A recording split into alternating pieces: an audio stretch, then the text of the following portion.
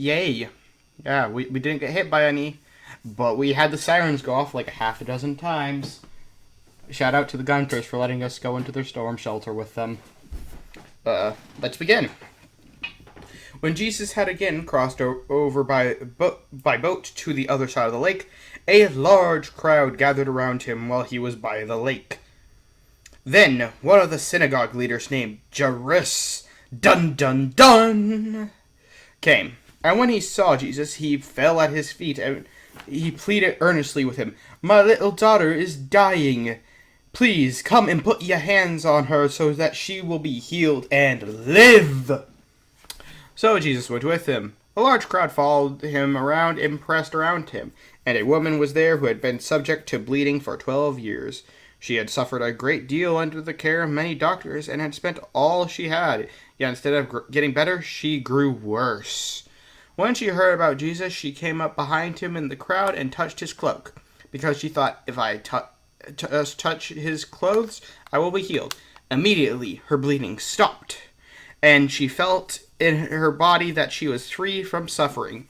At once, Jesus realized that someone touched him, and he had lost a wee bit of power. He turned around and asked, "Oi, who touched me clothes?" When you see the people crowding against you, his disciples answered, "and yet you can ask, who touched me?" But Jesus kept looking around to see who had done it. Then the woman, knowing what had happened to her, came and fell at his feet, trembling with fear, told him the whole truth. And he said to her, "Daughter, your faith has healed you. Go in peace and be free from your suffering." While Jesus was speaking, some people came from the house of Jairus, the synagogue leaders. "Your daughter is dead," they said. "Why bother the teacher?"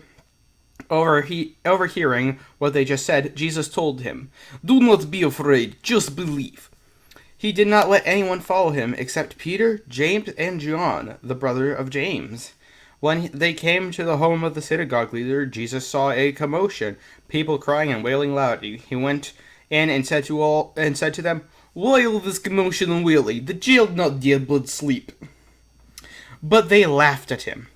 After he put them all out, he took the child's father and mother and the disciples who were with him, and went in where the child was. He took her by the hand and said to her, "Talitha," which means, "Little girl, I say to you, get up." And immediately the girl stood up and began to walk around. She was 12 years old. At this time, they were completely astonished. He gave strict orders not to let anyone know about this, and told them to get her something to eat.